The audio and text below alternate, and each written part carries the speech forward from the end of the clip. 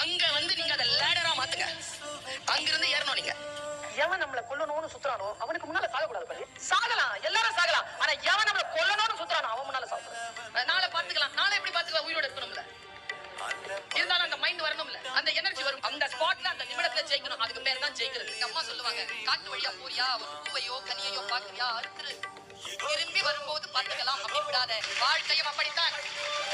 என்ன முடியுமோ அவ்வளவு பறிச்சு